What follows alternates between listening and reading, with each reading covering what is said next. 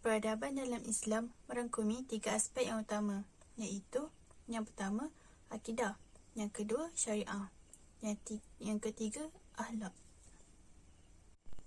Akidah. Akidah berasal daripada perkataan bahasa Arab yang bermaksud sangkutan atau ikatan.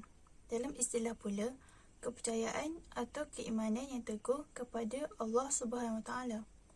Maka, orang yang tidak mempercayai atau mempunyai akidah boleh terbatal imannya. Seterusnya, syariah. Syariah ialah undang-undang dalam Islam. Ianya berasal daripada Allah Subhanahu Wa Taala dan ianya bukan dibuat oleh manusia.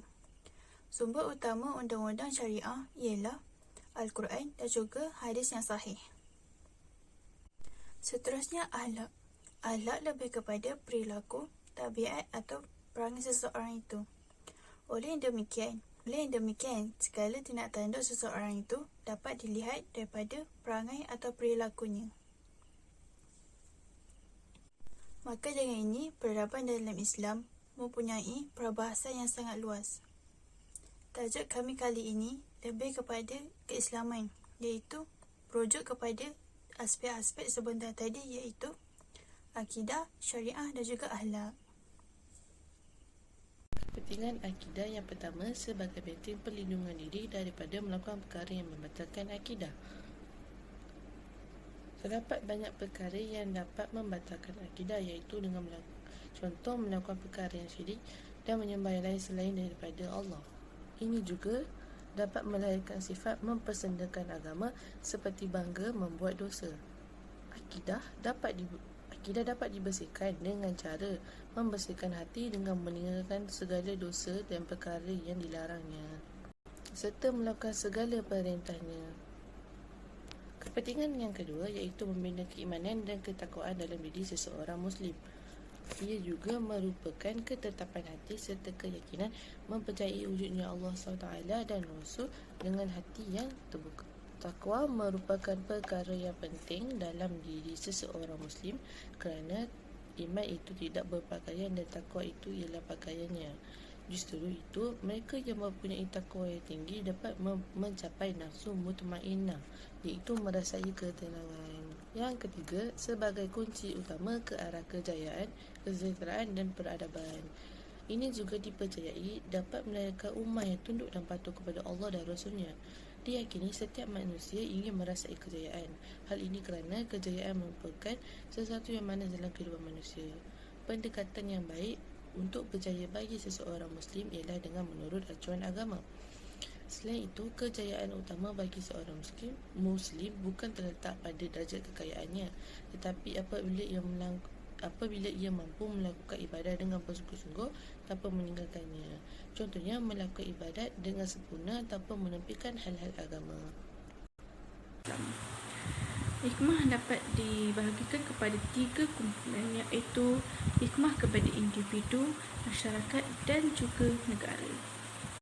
Yang pertama, hikmah kepada individu, iaitu apabila seseorang itu mempunyai akidah yang kukuh dalam dirinya, maka secara tidak langsung individu tersebut memahami syariah yang telah ditetapkan oleh Allah Subhanahu Wa Taala tanpa mempertikaikannya. Justru individu tersebut akan beriman kepada Allah Subhanahu Wa Taala dengan melakukan segala perintahnya serta akan meninggalkan segala larangannya dengan penuh ketaatan. Selain itu, syariah digunakan sebagai panduan hidup manusia agar menjadi seseorang yang lebih beriman dan juga untuk mendapat keredaan Allah Subhanahu Wa Taala. Seterusnya, seseorang yang mempunyai akidah yang kukuh dalam dirinya secara tidak langsung akan menunjukkan akhlak yang mulia dan baik di depan sesiapa sahaja, tidak kira agama, bangsa dan pangkat. Hal ini kerana akhlak Islam bergantung kepada akidah seseorang. Justru dengan hadirnya akhlak mulia dan baik ini, maka dapat menarik perhatian orang yang bukan beragama Islam. Dengan cara ini, kita dapat untuk memperkukuhkan lagi peradaban Islam. Yang kedua, hikmah kepada masyarakat, iaitu sekiranya setiap individu mempunyai akidah yang kuat dalam diri mereka, maka secara tidak langsung mereka mempunyai akhlak yang baik dan mulia. Hal ini juga dapat mewujudkan satu masyarakat yang harmoni dan bersatu padu. Hal ini juga dikatakan kerana dengan mempunyai akhlak dan akidah yang baik, dapat mengurangkan risiko pergaduhan dan kesalahfahaman dalam masyarakat majmuk antara agama Islam dan juga agama yang lain. Seterusnya, kita boleh menjalani dan melakukan segala kegiatan hidup dengan lebih baik, selesa dan tenang, serta dapat menguatkan lagi peradaban Islam dalam masyarakat majmuk. Akhir sekali, hikmah kepada negara, iaitu dapat melahirkan satu negara yang harmoni dan maju untuk bersaing dengan negara-negara yang lain. Sebagai contoh, seorang pemimpin yang mempunyai akidah, syariah dan akhlak yang baik dapat memimpin sesebuah negara itu dengan lebih baik dan sejahtera. Hal ini juga dikatakan kerana dengan akidah, syariah dan akhlak yang baik dapat mendorong seseorang pemimpin itu untuk memimpin dengan lebih bijak dan juga adil dalam menguruskan sesebuah negara mengikut syariah Islam. Justru dengan itu, dapat membina satu negara yang adil kepada masyarakat dan lebih maju berbanding dengan negara-negara yang lain berdasarkan syariah Islam serta dapat memperluaskan lagi peradaban Islam. Kesimpulannya, akidah, syariah dan akhlak amat penting sebagai asas peradaban Islam kerana elemen-elemen ini wajib kita hayati agar menjadi seorang Muslim yang seimbang dan agar tidak terpengaruh kepada perkara-perkara yang boleh merosakkan akidah, syariah dan akhlak kita. Seterusnya, dapat mewujudkan satu masyarakat majmuk yang harmoni dan negara yang maju berdasarkan syariah Islam. Oleh itu, ketiga-tiga elemen ini perlu ada pada setiap individu untuk memperluaskan lagi peradaban Islam. Seterusnya, bagi menanam akidah yang terpuji dan akhlak yang tinggi dalam kalangan masyarakat, antara kaedah yang boleh kita lakukan adalah dengan mengajak mereka untuk menghadiri majlis ilmu. Kerana apabila mereka menghadiri majlis ilmu, mereka akan diberikan pendedahan yang lebih mendalam dan sedikit sebanyak dapat menambah ilmu yang sedia ada, dan mereka akan lebih tahu akan hal ini dan lebih peka untuk masa hadapan, terutamanya ilmu syariah Islam yang jarang didedahkan kepada umum. Kaedah yang kedua adalah dengan memberikan didikan agama yang secukupnya, sama dari kecil atau pada masa sekarang. Nampak kata pepatah, melentur buluh, biarlah dia kerebuhnya.